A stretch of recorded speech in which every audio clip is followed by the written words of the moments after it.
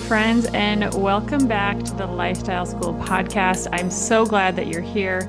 Today, we're diving into something that affects literally everything when it comes to your health journey, and that is dopamine. And if you've ever felt stuck in a cycle of starting strong with your habits, only to fall off a few days later, if you feel like you're constantly battling cravings, brain fog, low energy, and you keep wondering, what is wrong with me? I want you to know that you're not broken, but you might be caught in a pattern of dopamine dysregulation. This episode was inspired by the book Dopamine Nation by Dr. Ann Lemke. It's one of those reads that, really hits you in the gut and explains so much about why we're feeling so overwhelmed and overstimulated. But I don't want you to worry. We're not just talking about the problem today. We're going to talk about some solutions, practical, doable ways to reset your dopamine so you can get your motivation, your focus, and your energy back. So at the end of the day, you can hit your goals. So here's what we're going to unpack today in this episode. We're going to talk about how modern life hijacks our dopamine system, signs that your dopamine is dysregulated, and then how to reset and rewire your brain for sustainable motivation and better health choices. Now, before we get started, let me just say I'm not a doctor and this is not a podcast. This is a podcast, actually. What I'd like to say is I am not a doctor, and this podcast is for informational purposes only.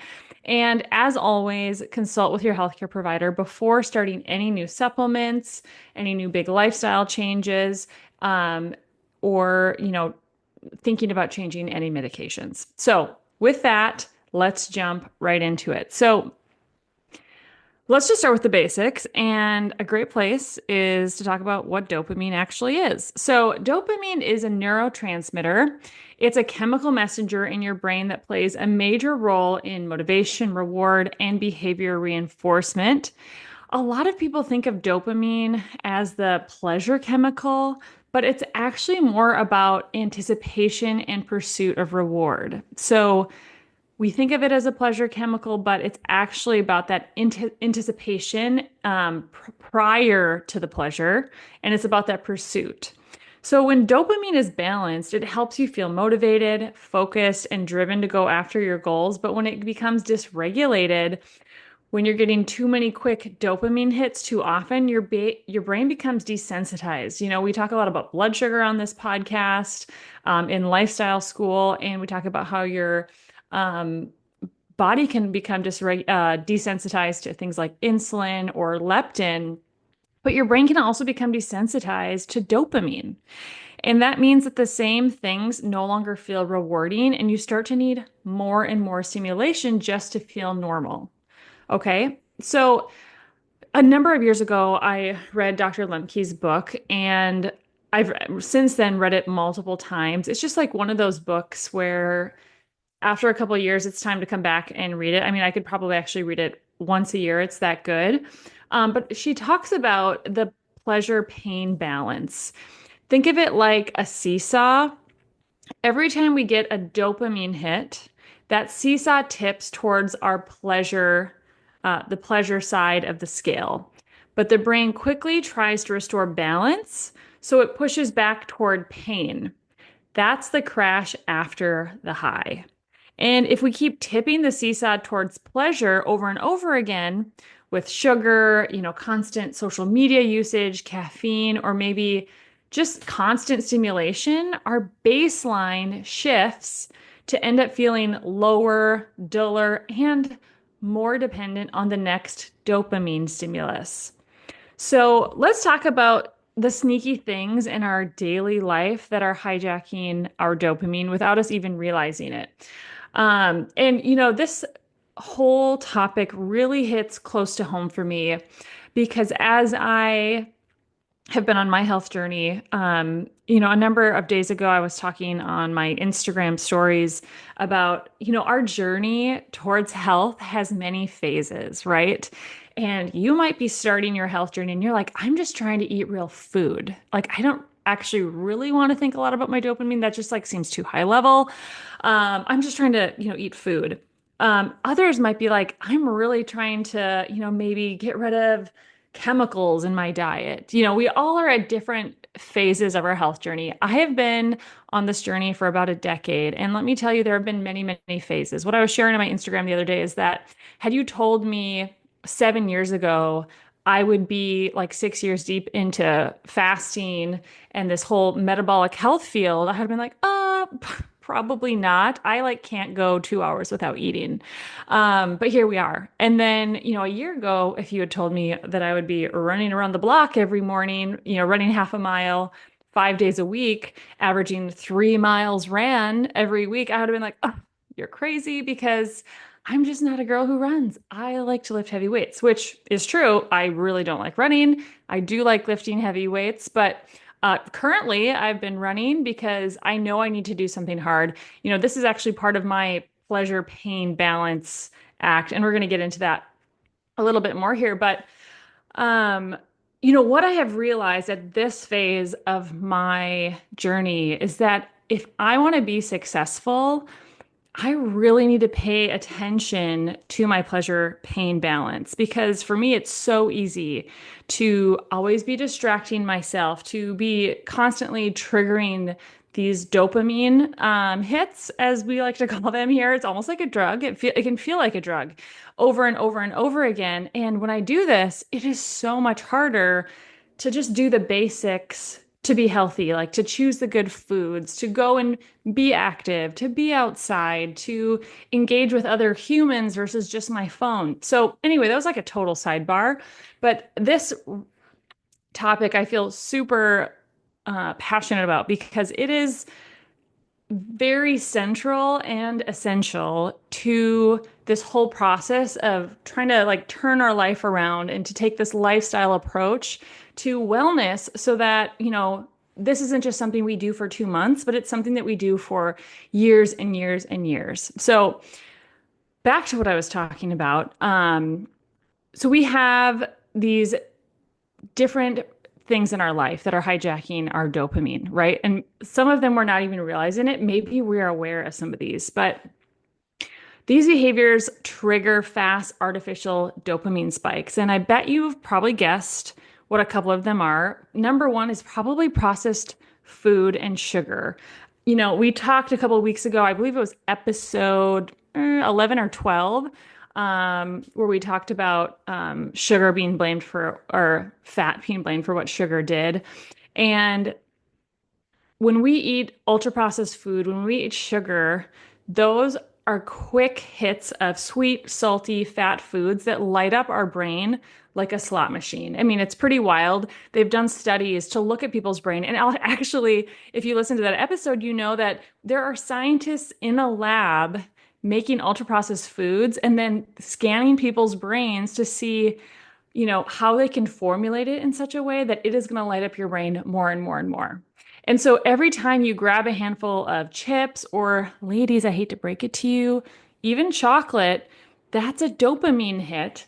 And while chocolate, isn't inherently bad, we do have to be mindful about how we are engaging with these things. And obviously, there's different types of chocolate. I would say very dark chocolate is going to be different than like a milk or a white chocolate, right? But we want to be careful about how we engage with these things because we have to have that balance, right? The pleasure pain balance. And we don't want to have a dysregulated dopamine system. Second, and you've probably thought of it, social media scrolling. Every time we see a like, we see a comment, maybe we see a new post that gives our brain, a shot of dopamine. And the endless novelty keeps our brain craving more. I don't know about you, but like just this weekend, I deleted Instagram off my phone because I just needed a break. I found myself mindlessly picking up my phone and then clicking on Instagram, and I'd be like scrolling, be like, how did I even get here? It's like automatic. And I know in a past podcast episode, I mentioned that on average, the average American picks up their cell phone over 250 times a day, which is absolutely wild, and like picks it up and looks at it. And so that is a dopamine thing. Next on the list, we have TV binges and YouTube spirals. They put autoplay and into Netflix, I know a number of years ago, and it's designed to keep us hooked, right? You don't even have to click a button, it just automatically plays the next thing. And, it's not really about enjoying the show, it's about cashing that next tiny reward, right? And then this next one, you've actually probably not, well, maybe you thought of it. I hadn't really thought about this until I was doing research for this podcast. But this is one that I think is very sneaky and can feel like you don't actually feel guilty about it. I think sometimes if you spend a ton of time on social media or eating, a lot of processed junk food or sugar, like sometimes you can feel some guilt about that. But this one, I was like, oh man, this is me. And it's multitasking and having digital overwhelm. So I don't know about you, but I'm a stay-at-home mom, for the most part. I do this part-time on the side. My husband works a lot of hours, so I'm home by myself with the kids quite a bit, and I'm doing laundry, I'm cooking, I'm cleaning, I'm, doing all the things around the house. And I want to feel like I am learning something. I want to be entertained because sometimes it's just like I don't like just sitting in my thoughts, right? I don't like boredom. Or I want to feel like I'm growing and learning. And so I have found that there's times where I'm constantly doing three things at once. I'm listening to a podcast on something, whatever, whether it's like a learning topic or just like a interest topic. And like I'm doing laundry and then I'm switching between tasks. I'm doing laundry and then I realize, oh, I need to clean the floor. And, I'm doing 20 things at one time. I like to explain my brain to my husband sometimes, like, it's like a website browser with 20 tabs open at one time, and I'm constantly going between the tabs. That's how I think a lot of women probably feel this way about their brain, but it's that multitasking, but then also, you know, engaging with media at the same time. It's like I'm listening to a podcast and picking up my phone and looking at Instagram for whatever reason. I'm putting laundry in and then I'm making a snack. It's so much. It's constantly switching between tasks, notifications, tabs, and this causes dopamine chaos. And I will tell you, I started realizing this just actually in the last couple of months. And so I have tried to take, a really proactive approach to just be like, today, I'm not listening to any podcasts or any audiobooks. I'm just gonna, like, I'm not gonna have any headphones in. I'm not gonna look at my phone. I'm just gonna, like, be while I do the dishes or fold the laundry. And it is such a shift, but it is so good. But we'll get into that more in a minute. Another one, which maybe you didn't know can cause a dopamine spike. Maybe you're really into this and you're like, oh, of course, I knew this, but caffeine and energy drinks. So these give us a quick boost. They also spike our dopamine. And then unfortunately, they do lead to a bit of a crash, especially if you have a poor relationship with it. And this can actually leave you feeling more tired than before. And then the last one I'll point out is mindless snacking. So maybe this is surprising, maybe not, but we talk about every time like the reason why we're anti-snacking here at the lifestyle school is every time you snack, you're going to stimulate your blood sugar and insulin, right? And if you have high insulin, your body can't burn fat. And so we want to stop that. But mindless snacking can also be connected to dopamine. And so even if you're not hungry, sometimes we find ourselves in the kitchen opening the fridge or the snack cabinet and eating, a bite of chocolate or like, just a couple chips or maybe a couple nuts or whatever it is. Eating can give you a dopamine release, and grazing all day keeps your brain on that reward treadmill. So, does any of this sound familiar to you?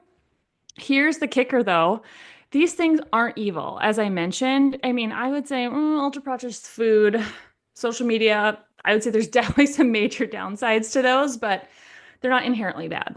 But they're designed to override your brain's natural regulation. I don't know if you guys watched that movie, The Social Dilemma, I believe. It was on Netflix a number of years ago, but I remember watching that and being like, oh, this is hitting home. Like I can feel that social media is essentially designed to make you just stay on it more and click and swipe and just keep going and going. It feels like, you get hooked up to the matrix.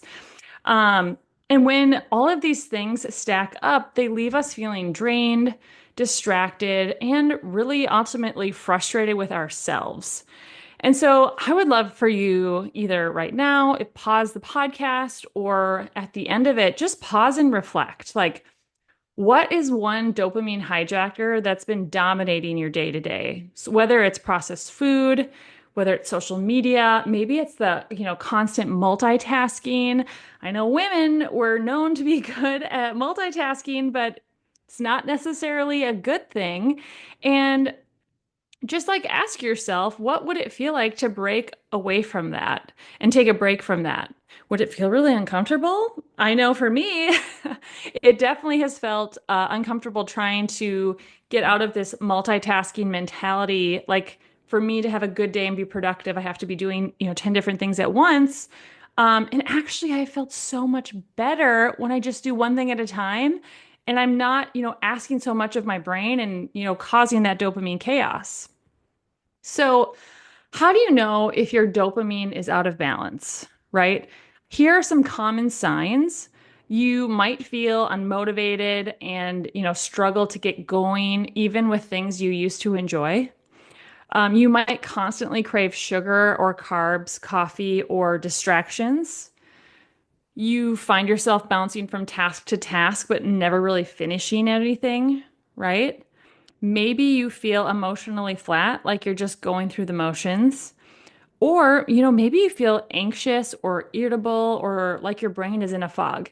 Personally, I have felt every single one of these symptoms at different times. And, I was preparing for this podcast and just thinking about, I feel like we're in a mental health crisis in our country. So many people are on SSRIs, which are anti-depression medications. Like there's so many people struggling with their mental health. And I was just like wondering to myself, I wonder how much this has to do with just our lifestyle of constantly seeking out those dopamine rewards because our society is set up for us to be dysregulated in our dopamine signaling. It just is, unfortunately. And this brings me back to things that I've said before is like being healthy is not going to happen on accident in this day and age. You have to be intentional, and you have to be intentional when it comes to your food, your exercise, and your mental health. And your mental health is such a big piece of the puzzle. So if any of this sounds like you, first of all, I just want to say welcome to the club. You are not alone. I am here with you experiencing this, trying to navigate my way through it. But second, I want this to be your sign that it's time to reclaim your dopamine, right? And you can do that. And we're going to talk about that here in just a second. So, this is the fun part. Here's how to reset your dopamine and really start to rebuild healthy motivation and focus in our lives and in our lifestyle. So, first of all, I think it's easy to want to do all the things at one time, but I don't think that's wisdom. I think start by choosing just one hijacker to take a break from. Maybe that's sugar, maybe it's Instagram, or maybe it's an afternoon coffee hit or caffeine hit if you're more into energy drinks. But start by choosing one thing and just be like, I'm going to take a break from this for a week and replace it with a low dopamine activity. So that's going to be something like going for a walk outside, drinking water, or, maybe doing a brain dump in your journal. I mean, personally, I'm not a big journaler, but sometimes when I've really been struggling with my mental health, that can be so helpful just to like put thoughts on pages. And sometimes you're like, wow, I didn't even know that was in there and it came out on the paper, right? And then the next step is going to be to add healthy dopamine builders back in. So these are things that stimulate dopamine in a slower, more sustainable way. So just like our blood sugar, right? We don't want these high highs, which are then going to be followed by a low low in our blood sugar because that's blood sugar dysregulation and it's going to cause binge eating. It's going to cause dysregulation in your insulin. We don't want the same thing with our dopamine, right? When we go for these like quick dopamine fixes of sugar or social media, that's going to spike our dopamine and then it's going to result in a crash. So we want these more slow, more sustainable ways of producing and triggering dopamine. So some dopamine builders that are healthy would include strength training or movement, right? Exercise boosts our dopamine and it improves our baseline. So everyone should be exercising, preferably strength training if they can. But doing a variety of different things. They're all going to be good. Another one is cold exposure. So, try a cold shower or even just ending your shower with cold water. Personally, I have no desire to take a full cold shower. That sounds absolutely horrendous, but sometimes I'll end my shower with just like 60 seconds of cold water and I'll just kind of rotate under the water and breathe deeply. And then, we're done. And honestly, I have felt some really good benefits from doing some cold exposure. And it doesn't have to be super cold. That's the beauty of it, especially for women. Men, I think, do better with colder cold. And women, I mean, just even a little bit is going to have a benefit. Having sunlight exposure, so morning sun exposure helps regulate your dopamine, and it's also really important for your circadian rhythm. Doing things like fasting, so that discipline of not eating for a stretch creates a powerful dopamine reset. It's another one of the benefits of fasting, guys. There's so many of them. They keep coming up. Doing some sort of creative work. So personally, like I am not an arts and crafts gal. I can't draw to save my life. I can't paint. I'm not crafty. I don't even really feel like a creative writer, guys. But, actually working on my business, like doing this podcast, writing the blog post, doing the emails, all of that coaching, this is my creative work. And so finding something that feels creative and rejuvenating, if you create something, this taps into really deep satisfaction and is going to give you a dopamine release. And then the last thing I'll say is just look for those things where you can get small wins throughout your day. So making your bed. I used to never make my bed, and then when did I start making my bed? Honestly, I don't remember, but I think it's been a couple of years now. But every morning I make my bed and it just feels like such a win. And honestly, I love it. And had you told me a decade ago I'd be someone who's like militant about making their bed in the morning, I'd have been like, yeah, you're crazy. But here we are. Um, just checking off one item from your to-do list and then celebrating it, that is going to give you a really great dopamine response. So the next step, so we're taking something out, right? We're putting the good things in. Try a dopamine detox. Try to take some time to do this. And you could try to start with just like 24 to 48 hours. That would be like a really small bite. Or maybe if you're like, I'm gonna go hard, maybe try it for a week and just see how you feel. Um, taking a week off of social media, from processed food. Caffeine might be kind of hard, but or you could take a break from, somewhere where you binge content and instead fill that time with journaling, walking outside without your phone, without listening to anything in your earbuds, taking that time to play with your kids, or even just like doing something like cooking a meal from scratch if that's not something that you do on a regular basis. You're going to be amazed by how much clearer and more energized you feel. And I can just like say a personal testimony to that. As I have been trying to be more intentional, I just moved 2 weeks ago. When this podcast air will have been probably like more like 3 weeks, but then also at the same time, we're going through some really intense stuff in our family. I have a nephew who's really sick right now and who's just a tiny little baby. And I mean, it's been really emotionally stressful. And then the stress of like moving on top of that and trying to get out of our old house and have a really horrible property manager there. So, I mean, it has just been a lot. And I am not a person who loves to just like sit and feel discomfort. I don't know a lot of people who do. I would love to just like distract myself and listen to an audiobook or listen to a podcast.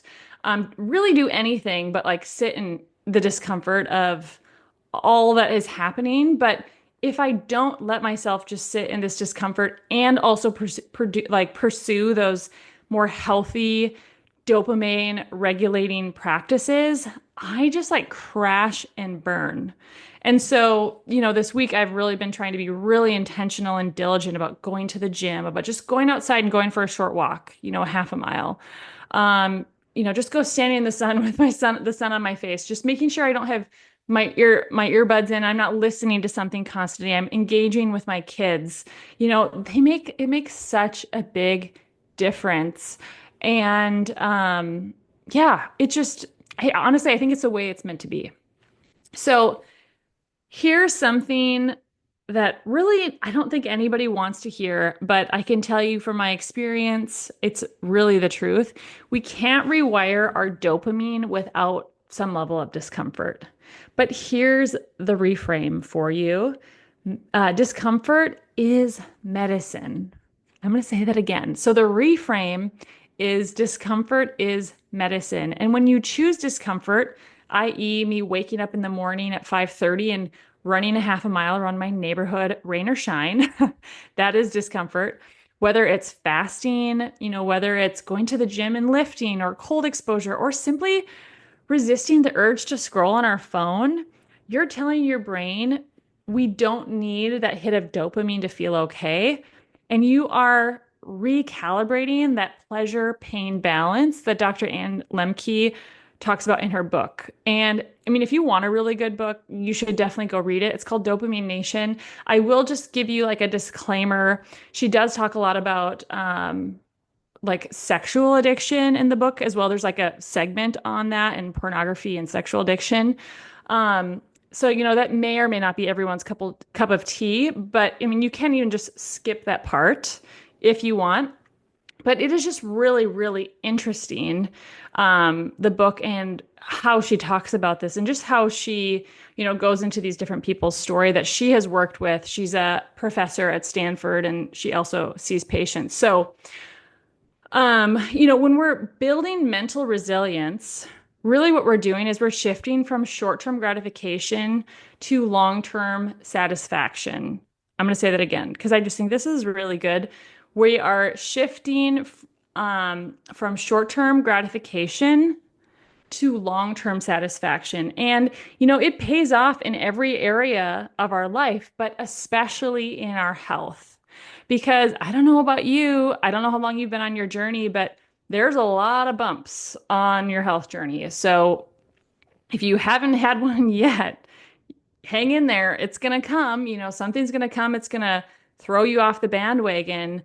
And, kind of leaning into discomfort is going to help you get back on the bandwagon right away versus waiting months or maybe years. So let's wrap up with a few long game strategies that will help you stay balanced. So practice mindful tech use. So just like basics, no phones in bed. I think this is a really, really good practice. Hopefully you aren't in your bed on your phone, but because it's really bad for your sleep hygiene. And so many people have sleep issues and blue light and for so many reasons, don't have your phone in your bed. But set timers for social media. So there are different ways that you can do that within your phone, and use it on your terms. Think of social media. I feel like for many of us, it's kind of like taken over our brains, and it no longer feels sometimes for me like I'm using social media on my terms. I'm using it on their terms. And we really need to take that back, right? Create intentional boredom in your life. Um, this is really hard, but you have to just let yourself be bored. That's what your brain needs to reset. And, you're going to be surprised with the creativity that comes up, what kind of thoughts you end up thinking. I mean, honestly, I have just been really, really thankful for the time that I've just allowed myself to be bored because I feel like all of my best ideas, whether it's in our personal life, my marriage, for my business, with my kids, I have them when I'm like intentionally allowing myself to be bored. And honestly, this is something I try to do with my kids too. I like force them to be bored, and they always end up coming with these like incredible games or imaginative play. And it's really, really beautiful. And then we need to pursue real connection. So face-to-face conversation, if possible. This does trigger authentic dopamine releases. And, maybe if that's not like you're not able to do that super consistently, even just calling a friend on the phone. I moved away from my family 2.5 years ago, now live in a different state from where I grew up. And I don't know, I don't love texting, honestly, unless it's just like a quick something. But I have really gotten into phone calls, and honestly, I absolutely love it. I call my girlfriends, we like gab on the phone for hours, and it's just like a beautiful thing. So texting doesn't count, but pursue real connection. And then celebrate the small stuff. I mean, life is too short not to celebrate that. And that is something that we really focus on in lifestyle school in our Monday community meeting. Like, I think it's so easy to like downplay little wins of like making our bed or getting up and drinking water right away or going to bed on time. But we have to celebrate the small stuff. So each time you finish a task, like acknowledge it and pat yourself on the back, like literally pat yourself on the back. Because it is worth celebrating, and that dopamine is reinforcing your effort. So, okay, friends, I know we covered a lot today, but here's the bottom line. Your dopamine isn't broken, but if you're constantly chasing these fast rewards, your motivation and focus will definitely suffer. And the solution? Well, cut back on the hijackers like we talked about, add in healthy discomfort. So maybe you're going to start running around your block on weekdays. I don't know, but we have to train our brains to love the long game. And so your challenge for this week that I'd love to leave you with is choose one dopamine hijacker to pause and one healthy dopamine builder to practice instead. And hey, if you've loved this episode, I would love for you to take a screenshot of your phone with the podcast up there. Tag me on Instagram at Hope Platt Coaching, and I'd love to hear what you're going to take a break from as you work to reset your dopamine. I would love to hear what that is. And with that, guys, if you have enjoyed this episode, I have really enjoyed doing this podcast. I think we're 14 episodes in or something now. Please like and follow, subscribe to the podcast, leave a review, 5-star review if you really liked it. Share it with a friend. That is going to help, just get the word out so that more people can find the podcast. And it would help me out a lot too. So until next time, guys, keep showing up for your lifestyle. You're doing the hard things, and it's going to pay off. So I hope you guys have a great week, and we'll see you next time.